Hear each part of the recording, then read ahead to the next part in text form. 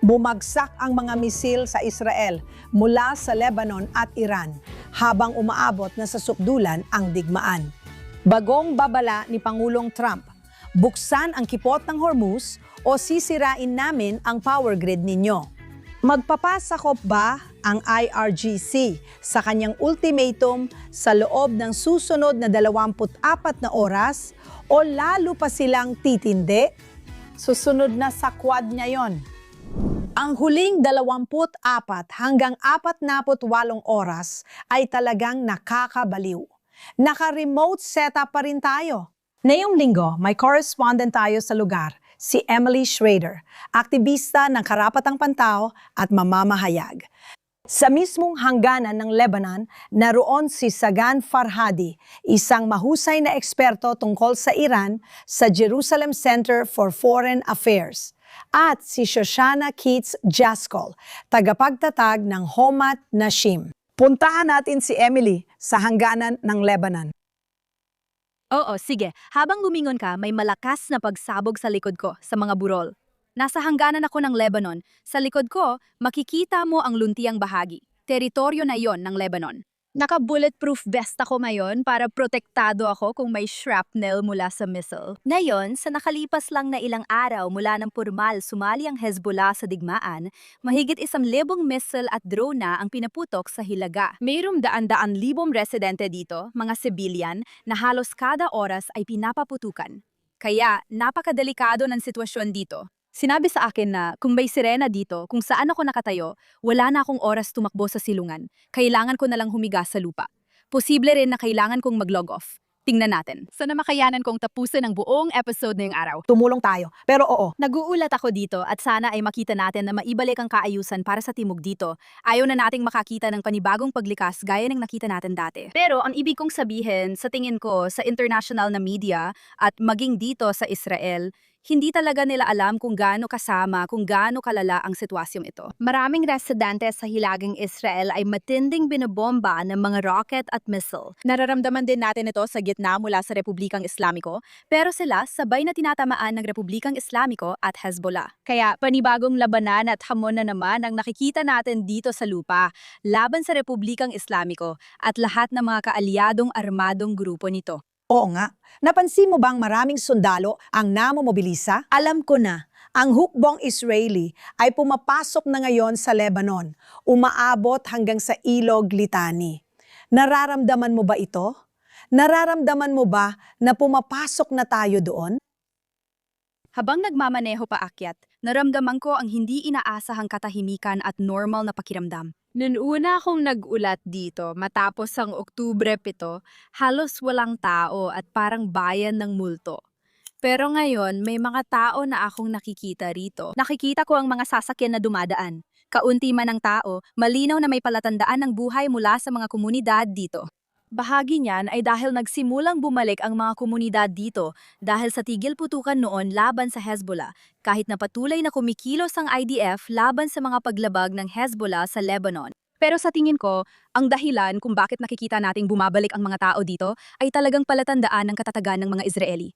Palatandaan ito na hindi kami aatras, hindi kami susuko. Hindi namin susuko ang lugar na ito at hahayaan na maging kuta ng pagpapaputok ng mga missile at drone mula sa Hezbollah o kahit kanino pa man. Kaya nakaka-inspire talaga ngayong araw na makita kung gaano katatag ang mga residente na nakausap ko tungkol sa mga nangyayari ngayon. Oo, tama. At ang talagang nakaka-interes para sa akin ay kung ano ang nangyayari sa kabila ng hangganan. Sinasabi na ba ng mga Lebanese na tama na, sobra na?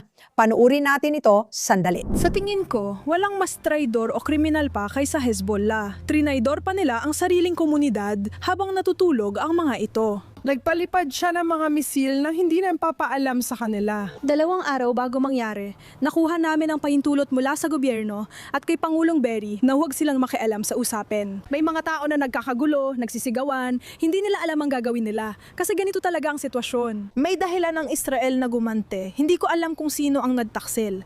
Karaniwan, nagbababala ang Israeli bago umatake sa Hezbollah. Pero ngayon, naglunsad ang Hezbollah ng mga misil lang parang wala lang. Tinitiis niya, wala siyang ibang magawa. Makairo, Nagpapaputok siya ng misil at nilalagay kami sa panganib. Kung gusto niya magpakamatay, gawin niya ito sa Tehran, hindi sa Lebanon. Gusto namin mabuhay. ورطونا بورطة ما لنا فيها. Ang Hezbollah ang naggapos at nagparalisa sa amin sa sarili naming bansa. Kung kami ay nanatiling malayo sa lahat ng bagay, hindi sana kami napunta sa ganitong kalagayan. Kaya Gand, sinasabi na ba ng mga Lebanese na tama na? Sa tingin mo ba ito na ang simula ng katapusan ng Republika, ang pinakamapanganib na proxy ng Republikang Islamiko ng Iran? Oo, palagi. Tuwing nagigising ang mga tao at namumulat sa bagong realidad at handa na sila magsabi ng tama na parang nabunutan ka ng tinik.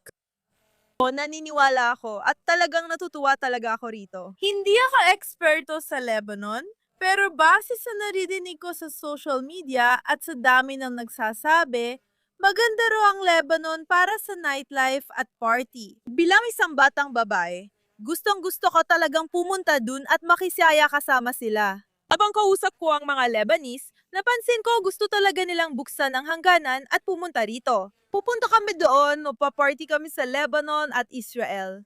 At alam mo, ang mga tao at liwanag ang magwawagi sa lahat ng bagay. Amen. Shoshana, gano'n na ba tayo kapagod? Lagi akong tinatanong tuwing may media interview, kamusta na ang Israel? Sabi ko sa mga tao, matatag kami. 2.5 taon na naming ginagawa ito. Ngayon, may 2 pa tayong labanan sa loob ng digmaan. Shoshana, ano ang sagot mo kapag may nagtatanong sa'yo? Alam mo, interesante yan. Tulad ng sinabi mo, parang may kaunting pagkakaiba. Kasi gusto mong sabihin na malakas ka, pero pagod ka na rin. Alam mo yon, ubus ka na sa emosyon. Pagod na rin ang katawan mo. Yung mga babala, sirena, at tanong na nasaan na ang lahat. Lagi kang nasa mataas na antas ng alerto. Na kapag umupo ka sandali, mapapaisip ka, Diyos ko, sobrang pagod ko na pala. Parang ganito, ito yung sinasabi nila, huwag kang umupo kasi baka hindi ka na makatayo ulit dahil tuloy-tuloy ka lang, sige lang ng sige. Yung adrenaline mo ang nagtutulak sa'yo. At oo, sa tingin ko, pareho tayong matatag at pagod na pagod. At totoo talaga yung sinasabi ni Emily. Sa bawat pagkakataon, kahit di ko marinig ang sirena, naiisip ko yung mga tao sa hilagan na may 5 hanggang 9 na segundo lang sila. Minsan, hindi man lang nila naririnig ang sirena, pero sabay silang inaatik ng Hezbollah at Iran. Alam ng rehime ng Iran ang ginagawa nila. Alam nila na binobomba nila ang mga taong mahina na at vulnerable. Kaya bukod pa sa sarili mong pisikal at emosyonal na pag-aalala at sa mga pinagdadaanan mo, marami sa atin ang talagang naaawa at nag-aalala para sa mga taong mas malala pa ang sitwasyon. At parang ang daming emosyonal na pasan at mamabagay na ayokong pag-usapan. Alam mo, Shoshana, interesting yan kasi kagabi lang napag-usapan namin ng mga kasama ko. At Sogan, tiyak makaka-relate ka dito dahil marami kang koneksyon sa Iran. Nararamdaman namin ang pressure mula sa sarili naming komunidad, una sa lahat, at yung sarili naming sense ng pagkaapurahan, yung panganib na nasa harap namin. Nararamdaman din namin ito mula sa buong bansa. Nararamdaman din namin ito sa buong komunidad ng mga Hudyo na nakararanas ng matinding anti-Semitismo at tuloy-tuloy na mga pag-atake maging sa ibang bansa, pati ang lumalaking banta mula sa Republikang Islamiko ng Iran. At higit pa doon, bilang isang taong nakikipag-ugnayan sa maraming Iranian sa loob mismo ng Iran, nararamdaman ko rin ito para sa kanila. Palagi itong nakaka-stress. Hindi namin ginusto ang labanan na ito. Gusto naming maging malaya ang Iran at ang mga tao roon, pero napakabigat talaga. Palading nakakapagod sa damdamin ang makita ang mga nangyayari, mag-alala sa kung ano ang nangyayari at sa kaligtasan ng mga kausap ko. Alam mo, may mga taong kinakausap ko na maaaring mapahamak dahil lang sa pakikipag-usap sa akin habang nasa Iran. Mabigat dalhin yon. At alam mo, malinaw na hindi ito kasing lala ng pagiging nasa mismong panganib, tulad ng ilan sa mga taong yon pagdating sa Iran, kahit hindi man direkta pero malapit sa mga target.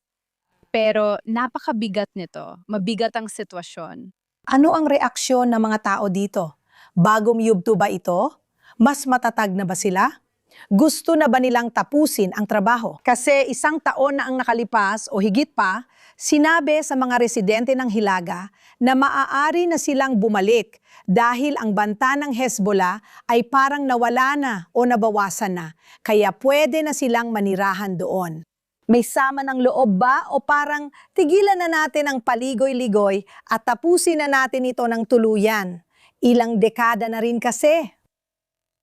O, tingin ko may ganong pagkadismaya pero sa maikling panahon ko dito, ramdam ko rin ang determinasyon ng mga tao. Masasabi ko pang mas matindi ito kaysa noong pagkatapos ng ikapito ng Oktubre na talagang determinadong tapusin ang laban. Malinaw na hinihingi ng gobyerno na tapusin ang trabaho pero ramdam din na wala silang tiwala at hindi sila umaasa sa internasyonal na komunidad. Kung titingnan natin ang Lebanon, nanawagan ang resolusyon ng UN na 1,557 sa pagdidisarma ng Hezbollah. Pagkatapos noon, ang resolusyon ng UN na 1,701 ay nanawagan na lumikas ang Hezbollah mula sa kahit saan sa timog ng litani, sa loob ng Lebanon o pasensya na oo sa timog ng litani.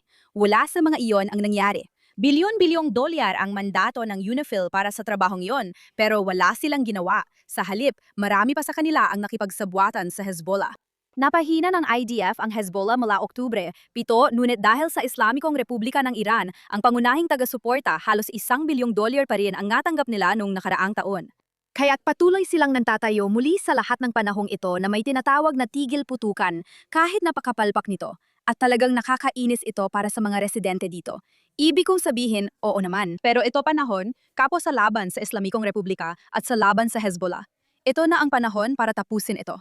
At gusto ko lang magdagdag ng isang bagay tungkol sa mga Lebanese dahil malinaw ang ipinakita ng video na yon. Mas marami ng Lebanese na yon ang nagsasalita, lalo na sa Arabic social media, dahil sawa na sila sa kolonisasyon ng ilang bahagi ng Lebanon. Ibig ko sabihin, may mga buong baryo dito na, alam mo, na sa kabila ng hangganan ay sinakop na ng Hezbollah. At sa ilang pagkakataon ay ng mga opisyal ng IRGC na nakikipagtulungan sa Hezbollah dito mismo. Okupasyon ito ng Islamikong rehimen sa Iran at mas madalas na itong pinag-uusapan ng mga Lebanese. At alam mo, kahit na itinuturing silang mga kaaway ng Estado ng Israel, napagtatanto nila ito. Sa dumaraming bilang, na ang Israel ang siyang magiging pangunahing salik na magtutulak ng pagbabago pagdating sa Hezbollah at sana ay tuluyang maibalik ang soberanya sa Lebanon. Sang-ayon ako. Sa palagay ko, ang pinagkaiba ngayon kumpara nung 1 taon at kalahati, 10 o 20 taon na ang nakalipas, ay mismong mga Lebanese na ang nagsasabing tama na. Ano ba talaga ang naidulot ng sigalot na ito sa atin? Bilang isang bansa, lalo lang tayong lumala. Hindi nila inaalagaan ang mga tao, Hezbollah. At pareho rin ang klase ng wika na naririnig ko mula sa mga tao sa Iran. Sila ay mga Islamistang mananakop ng ating lupa.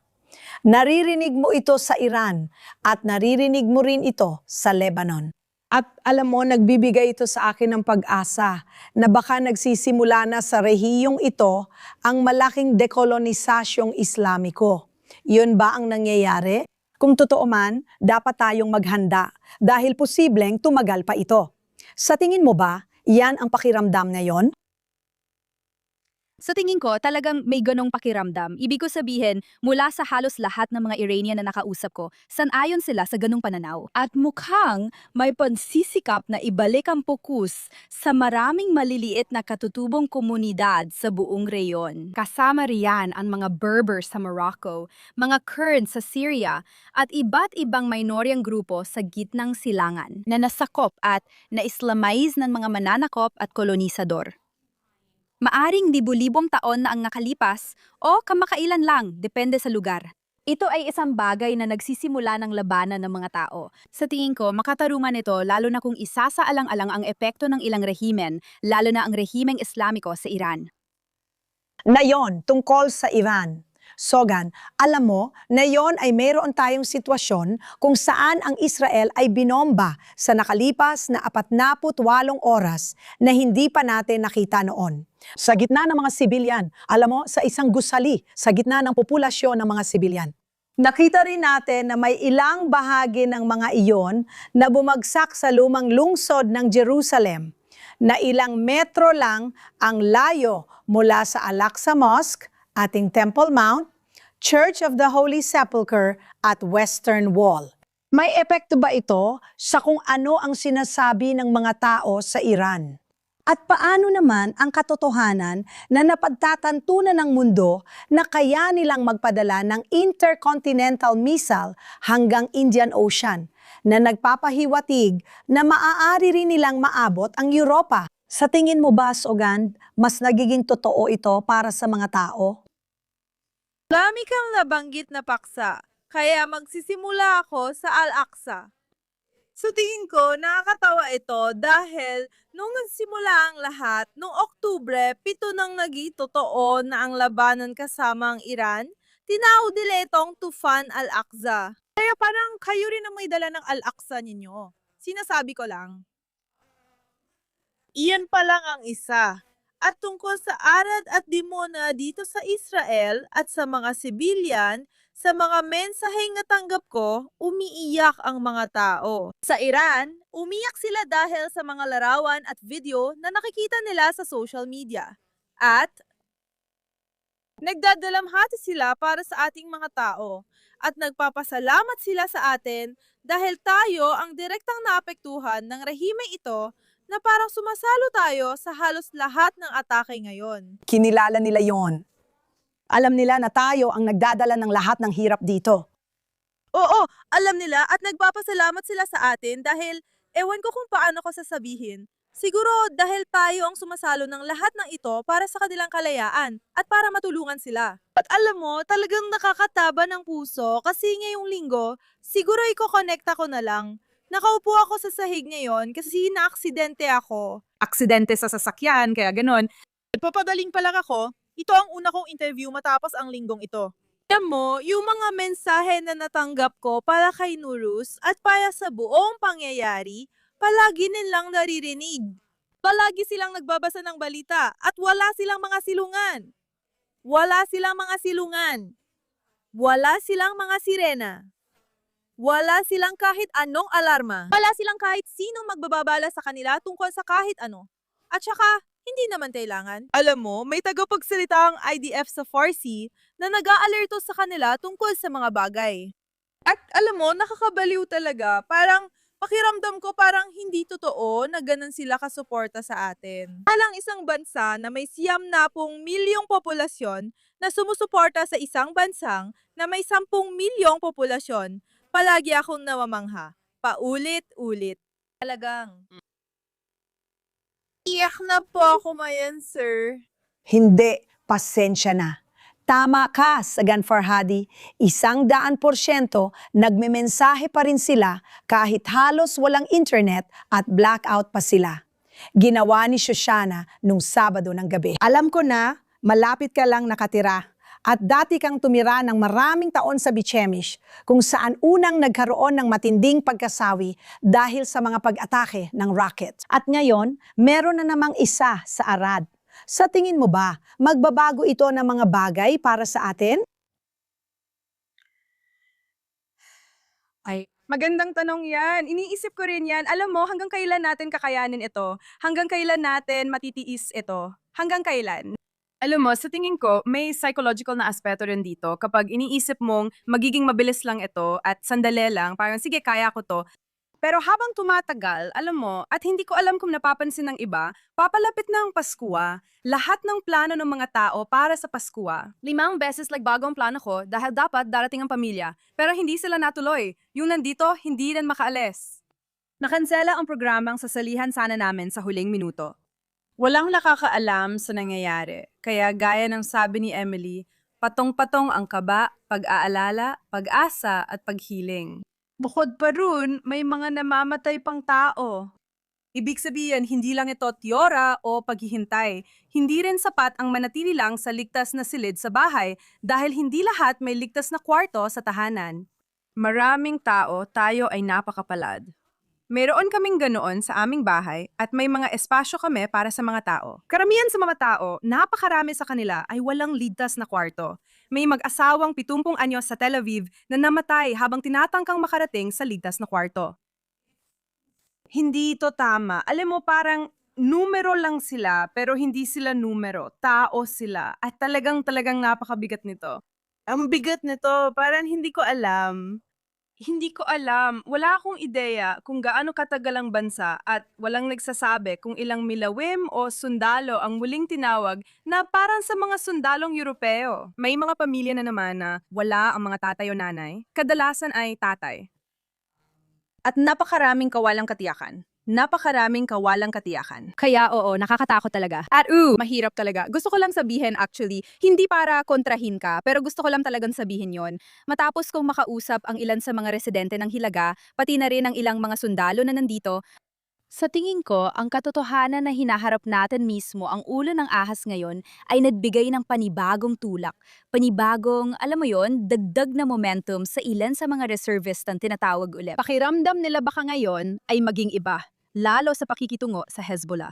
Ilang beses na tayo nakipagdigma pero hindi natatapos dahil hindi nila tinatapos ang trabaho. Ngayon, may pag-asa ang marami sa mga nakausap ko na maaaring magbago ang realidad habang hinaharap natin ang Islamic Republic. Umaasa rin ako. Ayokong masyadong magpaka-optimistiko at hindi rin talaga ako masyadong optimistikong tao. Pero sa tingin ko ngayon, sa kasalukuyan, mukhang tama ang tinatakbo ng mga bagay-bagay. Sana magpatuloy ito para na rin, sa totoo lang, sa kapakanan ng lahat ng kasangkot. Sang-ayon ako. Kahapon, may nakausap akong sundalo na malapit nang pumunta sa Lebanon. Sabi niya, ang tatay niya din ay kinailangang pumunta roon. Pupunta ako sa Lebanon ngayon para di na kailangan ng mga anak ko pumunta roon. Lubos akong sumasang-ayon sa iyo. Ngayon, alam natin na ang pakikitungo natin sa Hezbollah ay parang pansamantalang band-aid lang sa problema. Kapag naputol mo na ang ulo ng ahas, dun mo lang tuluyang natapos ang estratehikong banta ng Hezbollah magpakailanman. At tungkol dyan, alam mo palagi kaming tinatanong at pakiramdam ko talagang walang pasensya ang mga tao. Alam mo palagi akong tinatanong, kailan ba ito matatapos? At iniisip ko, tinatanggal natin ang pinakamalaking banta sa sangkatauhan. Akala mo ba mangyayari ito sa loob lang ng 2 linggo? Akala mo ba mangyayari ito sa 3 linggo? Isa pang tanong na lagi kong naririnig at gusto ko ring itanong. Kailan babangon ang mga tao sa Iran at kaya ba nila? At ang sinasabi ko sa kanila ay una sa lahat, kailangan nating gawin ang lahat ng makakaya natin para mapadali para sa kanila ang pagbangon. Sila pa rin ang magpapasya, pero dapat natin silang tulungan. Wala silang armas, wala silang magawa. 47 taon na silang nasa ilalim ng paghahari ng mga Islamistang ito. Kailangan nating pahinain ang kakayahan nilang labanan ang sarili nilang mga tao. Hindi ito matatapos sa 2 linggo at kalahati. Parang ang mga tao ngayon, nasa panahon tayo ng ADD, ng agarang kasiyahan, at pati na rin ng mga taong hindi alam kung ano talaga ang itsura ng totoong digmaan. At ang tanong na paulit-ulit na tinatanong ay, sige, bakit ang tagal nito? At magagawa kaya ng mga mamamayang Iranian na mag-alsa. Habang mas marami tayong ginagawa, mas malaki rin ang tsansang magawa nila ang parte nila. Sa tingin ko, pagdating sa pag-aalsa ng mga mamamayang Iranian, ibig ko sabihin, tahasan na silang sinabihan ni Pangulong Trump, pati na rin ni Punong Ministro Netanyahu, at pati na rin ni Reza Pahlavi, Crown Prince Pahlavi. na huwag mo nang lumabas sa mga kalsada. Dahil delikado, dahil maraming bomba ang inihuhulog sa mga target na kinubkob ng IRGC, pati na rin ang mga checkpoint na kinubkob ay tina-target din. Kaya sa palagay ko, magkakaroon ulit ng pag-aalsa. Sa palagay ko, babalik ang mga tao sa kalsada pero di ko alam kung kailan. Lalo na habang nagpapatuloy ang pambobomba kahit ang Tehran ay tinamaan ng malalaking pag-atake kagabi. Hindi natin pwedeng asahan na sabay-sabay lalabas ang mga tao sa kalsada, lalo na, gaya ng nabanggit mo, kapag halos 3 sunod-sunod na linggo ng walang internet. Kauti lang ang may access sa Starlink at maaari kang maparusahan ng kamatayan kung mahuli kang nagtataglay nito sa Iran ngayon. Kaya kakaunti lang talaga ang may access na nagpapahirap sa pagmomobilisa sa kalsada. Hindi naman ibig sabihin na hindi ito mangyayari o hindi na mangyayari, pero mas pinapahirap lang talaga nito ang sitwasyon. Kaya malinaw na hindi pa tamang panahon at sumasang-ayon ako sa iyo. Parang nakalimutan na ng mga tao, lalo na sa kanluran, ang pakiramdam ng digmaan dahil ilang henerasyon na silang namuhay sa pribilehiyadong lipunan ng Estados Unidos, kaya wala na silang tunay na konsepto ng digmaan. Ang digmaan ay isang nakakatakot at pangit na bagay kung saan namamatay ang mga inosenteng tao saan mga panig. Ibig kong sabihin, nangyayari ito kahit gaano pa kabuti ang dahilan. May mga inosenteng tao, kabilang ang mga bata na mamamatay. Ganyan ang nangyayari sa digmaan. Kaya hindi tayo nagsisimula ng digmaan. Ayaw nating mangyari ito. Tama, eksakto. Kung hindi natin gagawin, lalala ito at mas maraming mamamatay sa magkabilang panig. Tama? Iniiwasan natin ang ikatlong digmaang pandaigdig. Iyan ang ginagawa natin. Kaya, Sagand, nakikita mo rin ba yan sa mga kakilala mo, sa mga kamag-anak mo, sa mga taong kilala mo roon? Nakikita o naririnig mo ba ang anumang palatandaan na ang IRGC ay may mga tumatakas, nadedemoralisa, nagkakawatak-watak o napapaligiran? Nararamdaman mo ba yon? Sa tingin ko, ito ang kailangan para mabago ang sitwasyon at mapunta sa tamang direksyon upang makuha ng tao ang kontrol sa Iran. Oo, kaya yung mga kilala ko, hindi sila taga-Tehran. Karamihan sa kanila ay hindi talaga taga-Tehran. Sige, lahat ng kausap ko nitong mga araw ay hindi taga-Tehran. Pero sa tingin ko, makikita natin na ang IRGC at ang buong rehimen ay nababasag na dahil sa pagbabanta nila sa Europa at sa buong kanluraning mundo.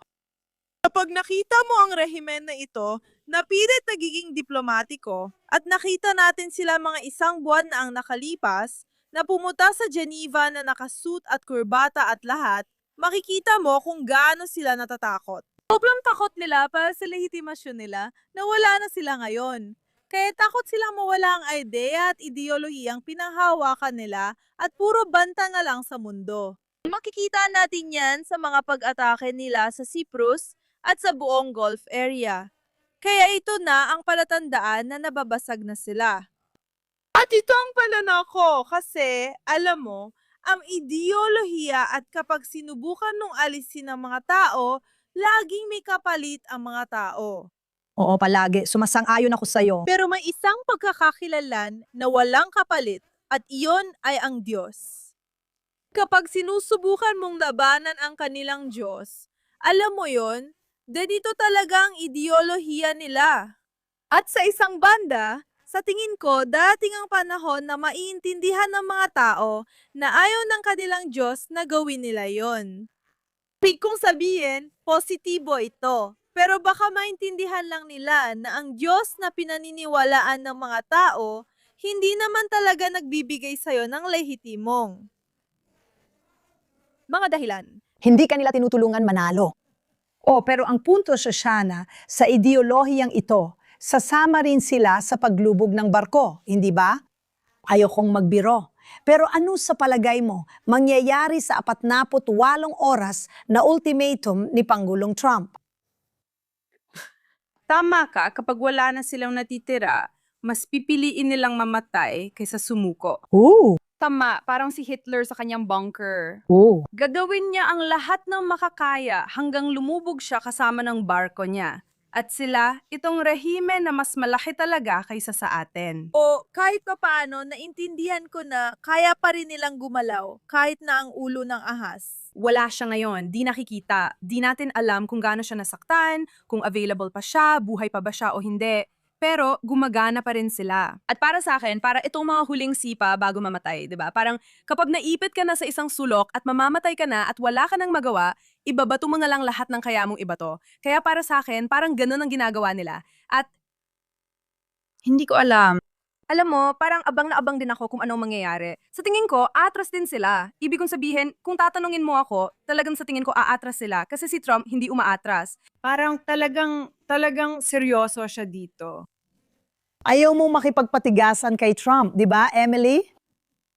Hindi, talagang hindi. Ibig kong sabihin tungkol dun sa 48 oras na ultimatum na narinig nating ibinigay ni Trump tungkol sa Strait of Hormuz at lahat ng isyong ito, sa tingin ko, nagdadala talaga ito ng isang interesting na problema, isang mahirap na sitwasyon para sa lahat ng giyerang ito. Banta ni Trump na tatargetin ang mga planta ng kuryente sa Iran. Ngayon, ang ilan sa mga planta ng kuryente na ito ay particular na konektado sa mga site ng IRGC at nagbibigay ng kuryente sa ilan sa mga unit na iyon sa loob ng bansa. Pero ang ilan sa mga ito ay talagang para sa civilian at kapag nasira ang mga ito, magdudulot ito ng matinding pinsala sa mga mamamayang Iranian na nangyayari talaga minsan kapag may digmaan. Pero ang nagiging problema dito ay nagbibigay ito ng bentahe sa militar ng mismong rehimen.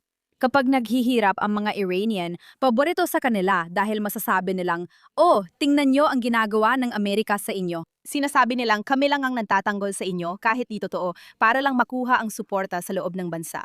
Kaya parang dagdag salik ito dahil ang rehimen ay hindi lang walang pakialam sa mga Iranian, kundi gusto pa nilang mas maghirap ang tao para makuha ang suportang wala sila ngayon.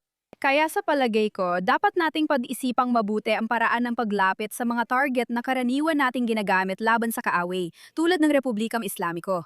Mahirap talaga ang sitwasyon. Sa tingin ko, mas dahilan ito para makuha ang international na suporta sa US operations sa Kipot ng Hormuz. Kaligtasan nila yon. Enerhiya nila yon, higit pa kaysa sa enerhiya ng mga Amerikano. Kaya dapat kumilos ang Europa at ibang bansa para matiyak ang seguridad doon at maiwasan ang mga bagay na makakasama sa tao, sa tingin ko. Sang-ayon ako. Mahirap talagang matukoy kung alin ang greed ng IRGC at alin ang greed ng sibilyan. Tulad ng sinabi mo, ito ang playbook ng Hamas at ng mga jihadi. Isang estratehiyang kulto ng kamatayan na ginagamit para mamatay ang sarili nilang tao. Estratehiya ito para pahirapan ang sarili nilang tao. Yon ang punto. Kaya magiging interesante talagang makita. Pero sa ibang bansa, parang araw-araw may bagong pagkadismaya. At sa tingin ko, sana, Diyos ko, kapag natapos na natin ang sigalot na ito, naniniwala akong si Pangulong Trump at ang mga taong katulad natin na naging mahalaga sa pagbagsak ng banta sa sibilisasyon. Sa totoo lang, maraming dapat pag-isipan tungkol sa kinabukasan ng NATO at iba pang malalaking pandaigdigang organisasyon na napatunayang walang silbi. Karamihan ng budget ng NATO ay mula Amerika. Sa tingin ko, sasabihin ni Trump na wala naman kayo nung kailangan ko, kaya bahala na kayo sa sarili ninyo ngayon. Magkakaproblema sila kung magpasya ang Rusya na gawin ang gusto nito pagkatapos ng digmaan. Pero sa puntong yan, kahit na si Emily ay nasa hangganan ng Lebanon, itutuloy pa rin natin ang paborito nating segment, Scumbag of the Week. At Emily, ikaw muna ang mauna, bago ka pa sabihang tumakbo kung saan man. Sige, sa totoo, yung sa akin ay may kinalaman din sa kinaroroonan ko ngayon. Ang scumbag ko ngayong linggo ay si Steve Sweeney, reporter ng RT, propaganda channel ng Russia. Ngayong linggo, may video siya mula Lebanon na naguulat mula sa isa sa mga lugar na ipinag-utos ng IDF na lumikasan dahil mag-ooperasyon sila doon. Hindi niya pinansin ang babalang ito. Tingnan mo kung ano ang nangyari. May mga ulat pa ng karagdagang pag-atake ng rocket laban sa Nahariya.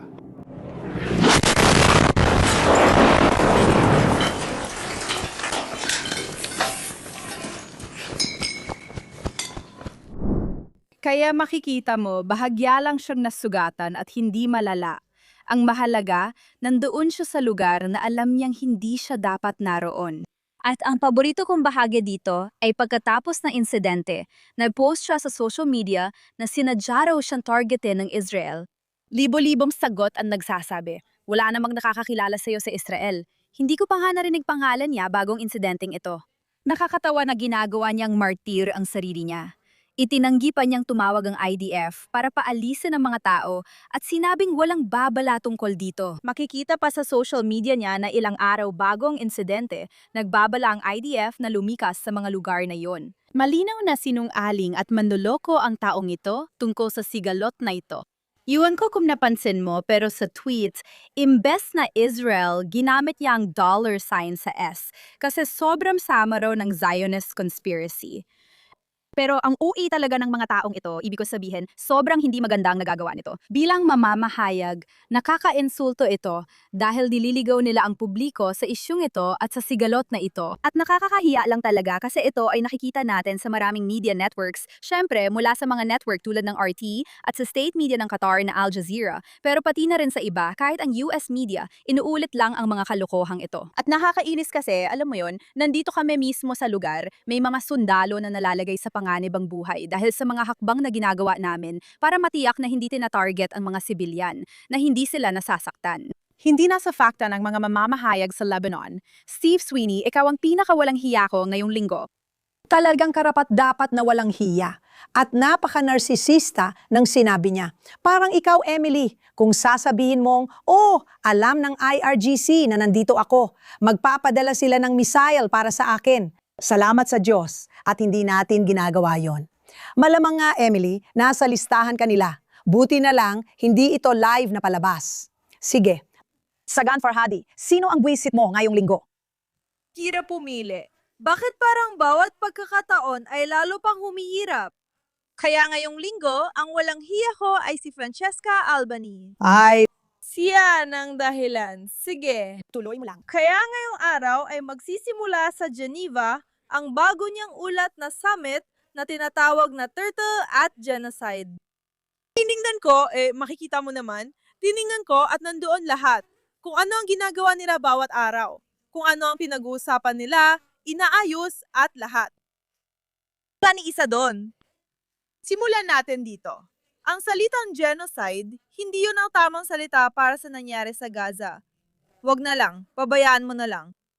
Francesca Albanese, nasaan ka? Ikaw na tagapagulat ng Kalapatang Pantaw sa UN? Nasaan ka noong Enero? Saan ka ngayon habang ang mga tao ay nasa gitna ng digmaan at putol ang kanilang komunikasyon? Ito ay isang digmaan, isang tunay na krimen sa digmaan. Tinatangka nilang ipagkait sa mga tao ang kanilang karapatan na makipag-ugnayan sa kanilang mga kamag-anak, sa kanilang mga kababayan upang maipaalam sa mundo kung ano ang nangyayari sa Iran ngayon. Sige, hayaan mong sabihin ko sa'yo na sa Gaza, tuloy-tuloy ang komunikasyon nila para maikalat ang propaganda saan man. Kaya pakiusap, ang tanging lugar na may mga pagpapahirap at mga gawain ng pagpatay ng lahi ay sa Iran, na ginagawa ng IRGC, na siya nagdala sa mga tao sa Gaza sa parehong kalagayan. Isa lang ang koneksyon. Kaya pakiusap, kung isa kang aktivista ng karapatang pantaw at mamamahayag, mag-research ka muna. Salamat! Ang droga ko, yun lang. Sagan Farhadi, salamat sa pagbanggit sa espesyal na raportur para sa mga totalitarian, homopobiko at misogynistikong rehimen. Dapat talaga yun ang titulo niya dahil itong babaeng ito, wala siyang pinalalampas na kahit isang baliw na totalitarian na rehimen na hindi niya pinapaboran. Madalas na namin siyang naging panauhin. Salamat sa pagbabahagi ng pananaw mo rito. Isang komperensya na tumatalakay tungkol sa genocide at torture. Pero hindi binabanggit ang mga pangunahing gumagawa ng genocide at torture sa mundo ngayon. Salamat, Sagand. Sige, Shoshana, sino ang tinutukoy mong walang hiya ngayong linggo? May malawalang hiya ako mula sa iba't ibang bansa ngayong linggo sa kasamaang palad. Una, ang pangalan niya ay Gabriel Stan, 39 na taong gulang mula Stony Point, New York. Sa video, makikita mong siya ay manggagawa sa US Postal Service. Katulad ng mga maliit na puting truck na ginagamit noon, nung bata pa ako at nakita ko ang truck na iyon na dumarating, sabi ko, ayan na, dumating na ang sulat, kasi sobrang nakakatuwa. At ngayon, makita ito sa likuran ng ganoong kahindik-hindik na anti-Semitikong pag-atake ay talagang masakit. Itinulak niya ang 4 na taong gulang na batang Hasidic sa Muncie, New York. Hindi mo masasabi na may paparating na sasakyan at tinutulungan lang niya. Lumapit lang siya sa bata at itinulak siya ng buong lakas. Halos mag-backflip ang bata at tumama ang ulo niya. At siya ay kinasuhan. Bilang isang Israeli na nakakaranas ng mga kaganapan, nais kong ipadala ang aking pagmamahal sa mga Hudyo sa buong mundo sa gitna ng kanilang pinagdadaanan. Hindi lang natin ito nakikita, kundi pati ang mga pag-atake sa sinagoga. Ngayon, sa Golders Green, isang relihiyosong lugar ng mga Hudyo sa London, 3 sa kanilang mga ambulansya ng Hatsala ang sinunog. at tuluyang nilamon ng apoy ng mga nagsunog. May video ng mga nakamaskarang salarin. At parang dito man lang tayo. Alam natin saan galing ang putok ng kalaban. Paano mo malalaman kung ang tagahatid ng sulat o yung lalaki sa panaderya ay aatake sa'yo o sa mga anak mo? At talagang nakakatakot na kalagayan yon. Kaya sila ang mga scumats ko ngayong linggo dahil tinakot nila ang mga kapitbahay nilang Hudyo lang naman. Nakakatakot talaga ang sitwasyon. At talagang naawa ako sa mga Hudyo sa diaspora at gusto kong sabihin sa lahat, guys, hindi ito ang tamang paraan. Hindi ito ang tamang paraan. Hindi dapat palampasin ito Tama ka, 100% walang hiya talaga ang mga yan.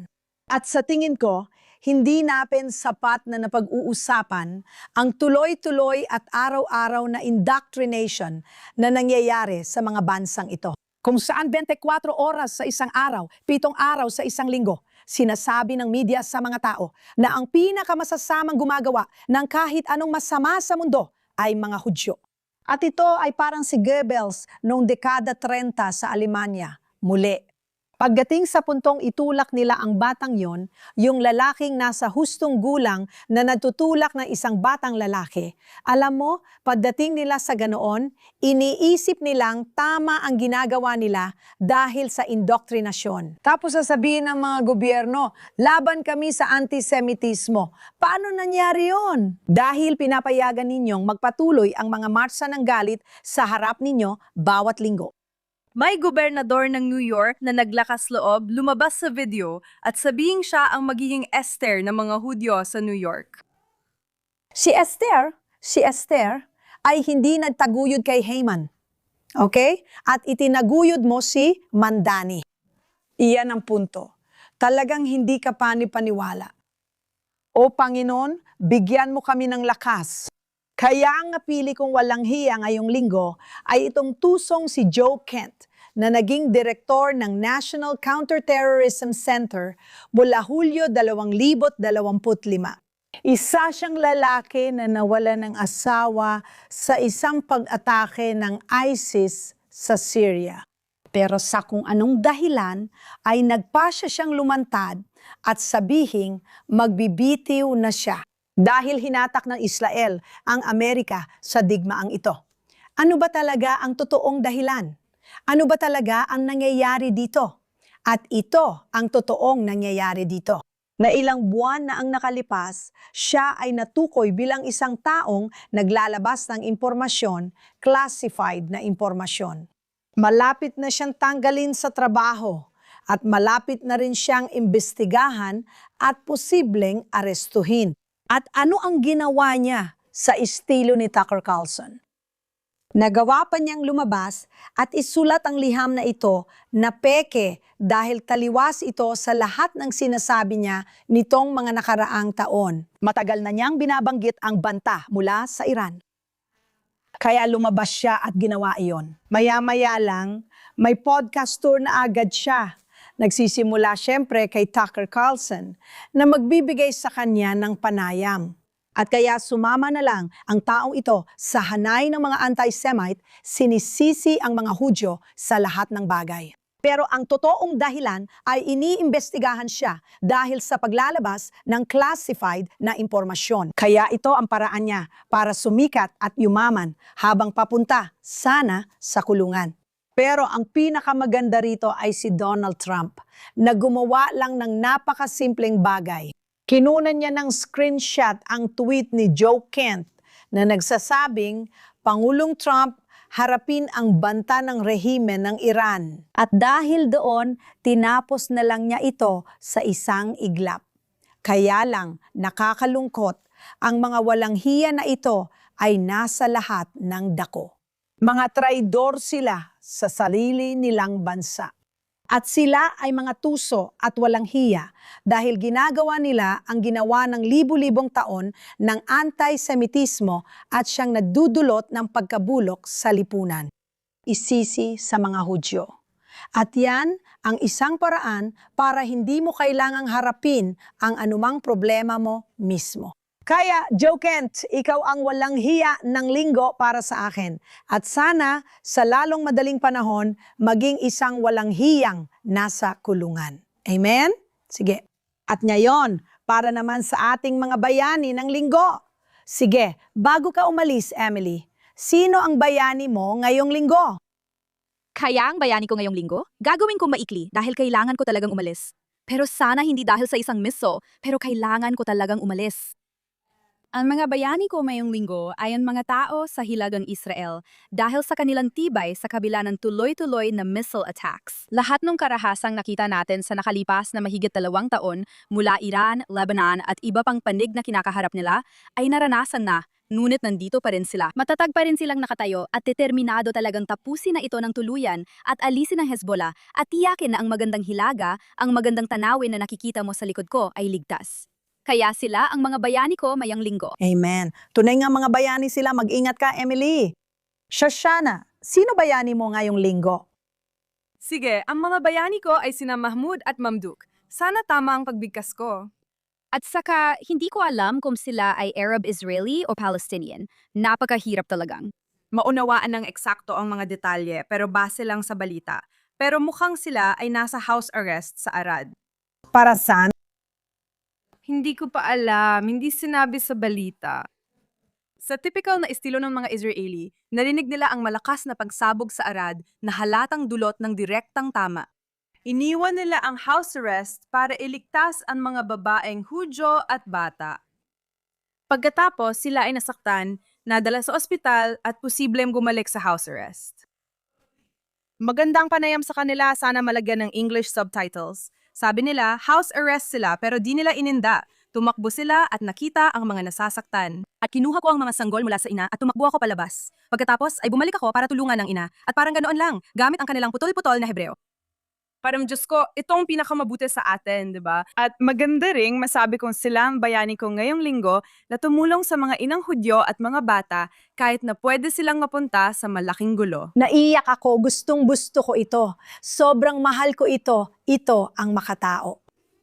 Kahit ang mga kriminal natin ay may mabuting moral na paninindigan, sinasabi na niyan ang lahat. Kahit ang mga kriminal natin. Ang ganda, Shoshana. Ganda ng kwento mo. Ganda, sino bayani mo ngayong linggo? Excited ako dahil first time ko magpanggalan ng bayani sa ganitong paraan. Ang bayani ko ngayong linggo ay ang Air Force ng IDF. At hindi lang ito para sa amin, kundi dahil sa kung paano nila pinoprotektahan ng Israel. At tayo gamit ang Iron Dome, ang KED, at lahat ng iba pa. Ito ay dahil tinutupad nila ang aking hiling na makapunta sa Tehran at makabalik palagi. Pinananatili rin nilang ligtas ang mga tao sa Iran. Sa bawat pag-atake, nagagawa nilang maging eksakto hanggat maaari para hindi masaktan ang mga sibilyang Iranian.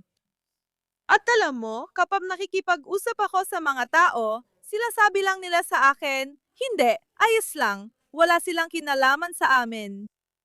Ako, wow! Nakakagulat kasi naririnig ko lang yung malakas na pagsabog mula sa Iron Dome at halos mabaliw ako. Hapon umuulan at yung kulog, parang nag-trigger ng PTSD ko. Sobrang natakot ako. At sila ay nasa Iran. At hindi sila natatakot sa mga banyagang Air Force na lumilipad sa ibabaw ng kanilang mga ulo. At talagang kamangha-mangha ito at nagpapasalamat ako sa Air Force at sa bawat tao doon na tumutulong palayain ang mundo mula sa napakasakit na rehimeng ito. Hindi ka panipaniwala. Nangungguna talaga sa mundo ang ating Air Force. Walang sinabi ang Top Gun kumpara kina Hamza sa ating mga kahanga-hangang kalalakihan at kababaihan na lumilipad sa kalangitan ng Iran. At gustong-gusto ko nung sinabi ni Peter Hex, ang tanging nakikita ng mga Iranian kapag tumitingala sila ay ang mga bituin at guhit o ang bituin ni David. Gustong-gusto ko yon. Napakagandang makabansang sandali iyon. Tunay silang mga bayani. Maraming salamat sa Gan Farhadi. Ngayon, ang mga bayani ko ay ang Republika ng Somaliland. Bakit? Una sa lahat, dahil sila ay isang bansa na magiging napakahalagang estratehikong kaalyado ng Israel sa hinaharap. Nasa estratehikong lokasyon sila at nagsisilbing pintuan sa mahalagang ruta ng kalakalan. Sa ngayon, alam mo na, lahat tayo ay nag-aalala tungkol sa Strait of Hormuz.